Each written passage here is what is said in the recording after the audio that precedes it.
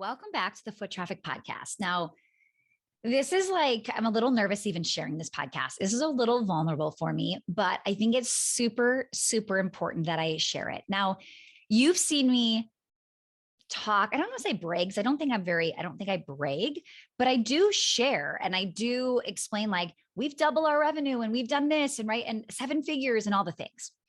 But, and there's definitely truth in all of that. I did not lie or make things up, but I strategically left out how much I actually made.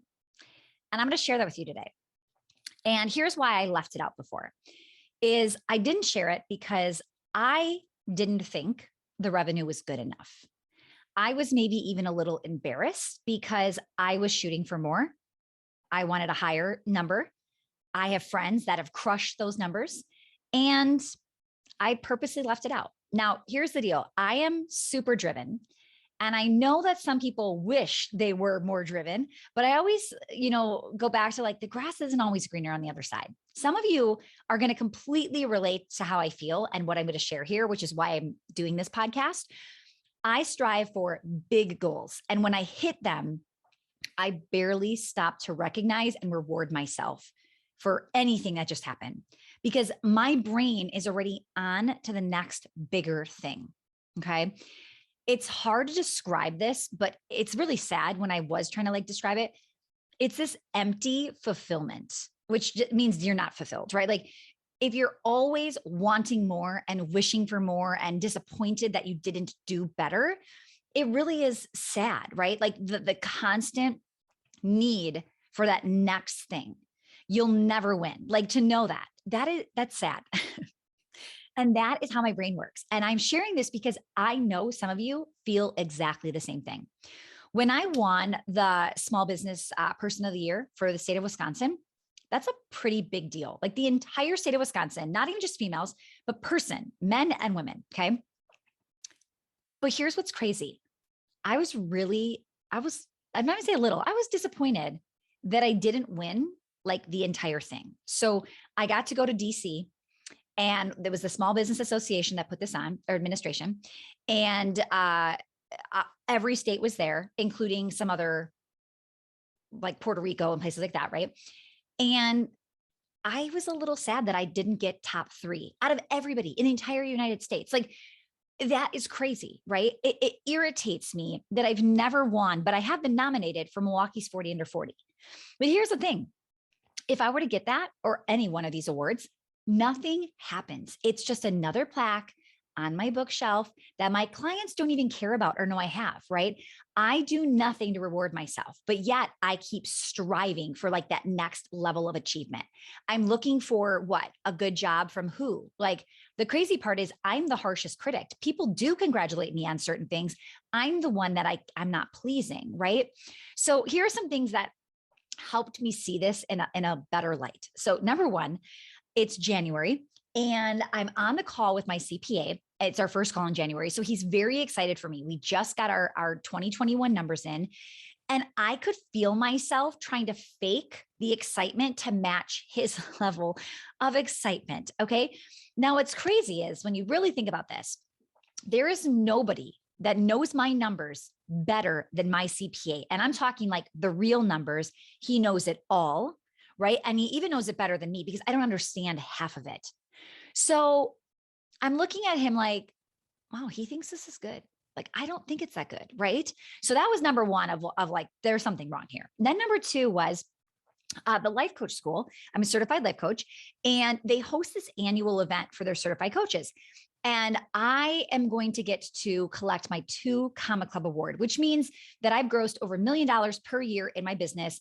It's pretty legit. They actually make your CPA like send over here. They're not playing around there. They're making your CPA either send over your taxes or show a letter stating, yes, she did gross this much money, which is kind of cool and crazy. But, and the application, you have to fill it out.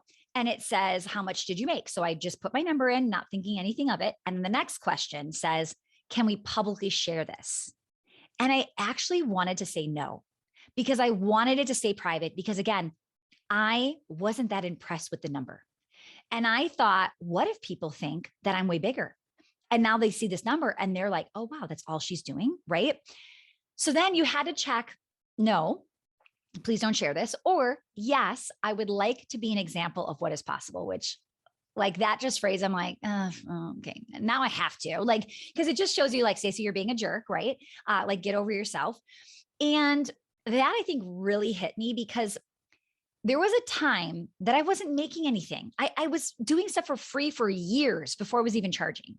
Then I was finally making something and I was making, like 5K was a milestone and then 10K. And then like, oh my goodness, 100K months like that, like my first 100K month was insane. And then like, oh my goodness, like 100K months are minimum. And then, right. And then we had a $200,000 month and whatever, right. It just gets bigger and bigger. And I realized that I was being very selfish for keeping this information to myself because I'm not showing what's possible. And number two, I also think I'm even just keeping it to myself and keeping to myself that I wasn't happy and not telling you that, because I also think the more transparent I am showing you who I am, some of you are going to relate to this conversation, right? Number two, I was being stupid and silly because this is insane. And when I say this is insane, here are some stats that I want to share with you. Okay. So less than 8% of small business owners in the United States bring in $1 million or more per year, less than 8%. So right there, I am in the top 8% of small businesses. Not only that, I have not one, but two 7-figure businesses grossing over $1 million a year. The National Association of Women-Owned Businesses showed that only 4.2% of female-owned businesses actually hit over $1 million. Okay. That actually was higher than I had heard previously, but I'm going to go with the higher number and be conservative. Okay. So now I'm in the top 4.2% and I'm still not that happy and kind of embarrassed. Right.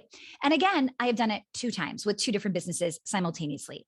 And 1 in 5 businesses with revenue over $1 million is women owned. Okay. So I'm sitting here going, this is me. This is my problem, right? So I'm just going to fill you in with my embarrassing low numbers. And then I'm going to share with you what I want you to think about. Okay. So I'm going to go back to 2020. So 2020, that we were less than 5 years into our business, Foot Traffic.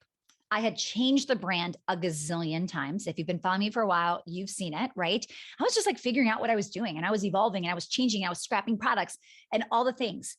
And 2020 was a really big pivot. It was actually the year we pivoted to Foot Traffic and we scrapped our biggest, most profitable product. Okay.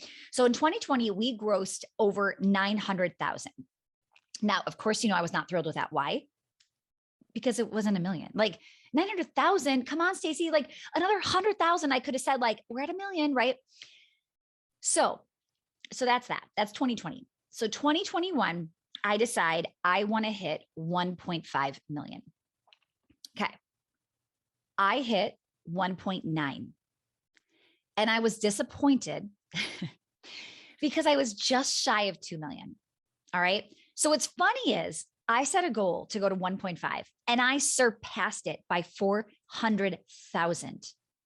And I was still bummed and embarrassed where I didn't even want to tell you my numbers. Okay. Now I was talking to a friend and I said, like at the end, I was so close to 2 million. So I was like really trying for 2 million. We didn't hit it. It was like 1.9 something. And I was so mad because Forbes has this award for fastest growing companies. And I thought, I'm going to have a good shot. Like I went from 900,000 to 1,900,000. Like I did an extra million in 2021. So I'm thinking I could actually get on this list, but you had to be over 2 million to apply. And I think in my mind, that award was like really heavily weighing on me that I couldn't even qualify for it. Right. So she said to me, this person I was talking to, a friend, she's like, so what would you have done with that award? Like, what would you have done with it? Or like, what happens? How would your business have changed? Like, what do you think your business would be doing if you had gotten that award? Right. And of course, I'm like sitting here like, okay, I get it. Like, I understand, right? It would have been probably like a social media post. I would have told you. And like 2% of you would have seen it because that's just how it works online, right? A small fraction of you would have actually cared. Some of you would have been nice and congratulated me, but it wouldn't have made a difference in how you purchased from me, how you thought from me, right? But in my mind, it was this massive, huge disappointment. And I know that I'm saying this out loud. It just sounds like boo-hoo for Stacy. Like, come on, right? But I know the people listening to this, I know a good portion of you are thinking, thank goodness she's just like me, because I thought something was wrong with me too. And why, like, my numbers are smaller, bigger, you name it, and you still feel this way. There is somebody listening right now who's thinking, I would love 1 million or 1.9 million. There is somebody sitting here with 5 million that's thinking, I wish I had 7. I wish I hit 10, right? All the things. So we've got to slow down. The reason I am creating this episode, the reason I am sharing this is because we're chasing after things that will never bring us joy or fulfillment, right? I like that I'm driven. I would just like to say good job to myself a little bit more and actually mean it, right? I'm hoping that this puts things into perspective, because I think we always think the grass is greener. Oh, it must be nice that she has this many employees, or that she's making this much money, or that she's doing blah, blah, blah, right?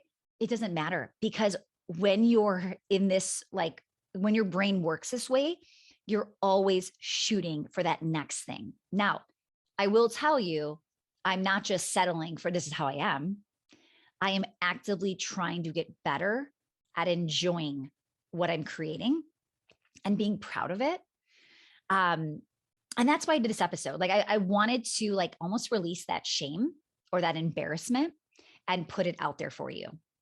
Now, one of the things that has helped me, and I constantly keep adding to this, is this highlights list. So what happens is in the moment, I'm like, oh my goodness, it's so exciting. And like, I'm not kidding when I say 45 seconds later, I probably have let it go and I'm onto something totally different, right? Like the excitement. We just bought, I have been wanting this Florida home, not for us to move to, but for us to have a vacation home. That has been a dream of mine for so long. It is on my vision board. I've literally envisioned buying this home. We've had a Florida home, but it was a rental. This is not a rental. This is just for my family. And this was a massive dream. And I'm not kidding when I say I celebrated for maybe a minute, like maybe a minute and a half. Like, and then it was like, now I got to do this, right? Or now we got to furnish it, or now we got to do this over here, or now we're gonna have to get the pool. And it's like, oh my goodness, right?